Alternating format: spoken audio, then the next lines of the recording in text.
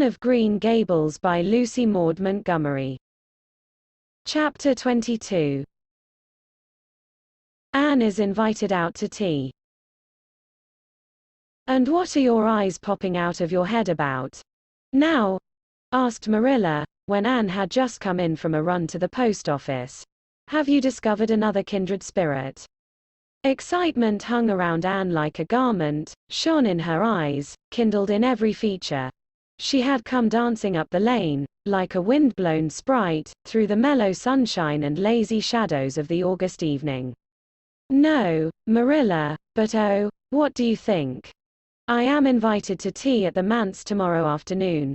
Mrs. Allen left the letter for me at the post office. Just look at it, Marilla. Miss Anne Shirley, Green Gables. That is the first time I was ever called Miss. Such a thrill as it gave me. I shall cherish it forever among my choicest treasures. Mrs. Allen told me she meant to have all the members of her Sunday school class to tea in turn," said Marilla, regarding the wonderful event very coolly. "You needn't get in such a fever over it. Do learn to take things calmly, child." For Anne to take things calmly would have been to change her nature. All spirit and fire and dew, as she was, the pleasures and pains of life came to her with trebled intensity.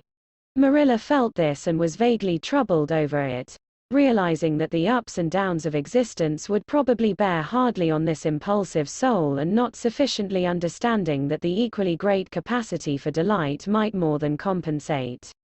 Therefore Marilla conceived it to be her duty to drill Anne into a tranquil uniformity of disposition as impossible and alien to her as to a dancing sunbeam in one of the brook shallows.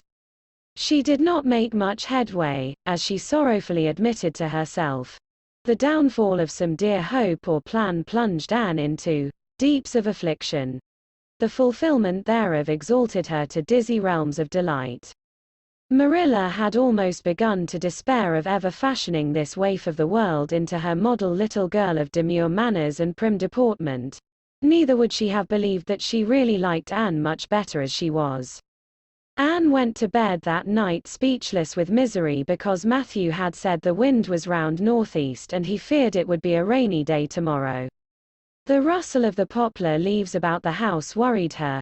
It sounded so like pattering raindrops, and the full, faraway roar of the Gulf, to which she listened delightedly at other times, loving its strange, sonorous, haunting rhythm, now seemed like a prophecy of storm and disaster to a small maiden who particularly wanted a fine day.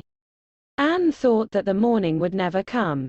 But all things have an end, even nights before the day on which you are invited to take tea at the manse. The morning, in spite of Matthew's predictions, was fine and Anne's spirits soared to their highest. "Oh, Marilla, there is something in me today that makes me just love everybody I see," she exclaimed as she washed the breakfast dishes. "You don't know how good I feel. Wouldn't it be nice if it could last? I believe I could be a model child if I were just invited out to tea every day. But oh, Marilla, it's a solemn occasion too. I feel so anxious. What if I shouldn't behave properly? You know I never had tea at a manse before, and I'm not sure that I know all the rules of etiquette, although I've been studying the rules given in the etiquette department of the Family Herald ever since I came here. I'm so afraid I'll do something silly or forget to do something I should do. Would it be good manners to take a second helping of anything if you wanted to very much? The trouble with you, Anne, is that you're thinking too much about yourself. You should just think of Mrs. Allen and what would be nicest and most agreeable to her," said Marilla, hitting for once in her life on a very sound and pithy piece of advice. Anne instantly realized this. "You are right, Marilla. I'll try not to think about myself at all." Anne evidently got through her visit without any serious breach of etiquette. For she came home through the twilight, under a great, high-sprung sky gloried over with trails of saffron and rosy cloud, in a beatified state of mind, and told Marilla all about it happily, sitting on the big red sandstone slab at the kitchen door with her tired curly head in Marilla's gingham lap. A cool wind was blowing down over the long harvest fields from the rims of furry western hills and whistling through the poplars, One clear star hung over the orchard and the fireflies were flitting over in Lover's Lane, in and out among the ferns and rustling boughs. Anne watched them as she talked and somehow felt that wind and stars and fireflies were all tangled up together into something unutterably sweet and enchanting. "Oh, Marilla, I've had a most fascinating time. I feel that I have not lived in vain, and I shall always feel like that even if I should never be invited to tea at a manse again." When I got there, Mrs. Allen met me at the door. She was dressed in the sweetest dress of pale pink organdy, with dozens of frills and elbow sleeves, and she looked just like a seraph. "I really think I'd like to be a minister's wife when I grow up, Marilla. A minister mightn't mind my red hair because he wouldn't be thinking of such worldly things. But then of course one would have to be naturally good, and I'll never be that, so I suppose there's no use in thinking about it. Some people are naturally good, you know, and others are not. I'm one of the others. Mrs. Lynde says I'm full of original sin.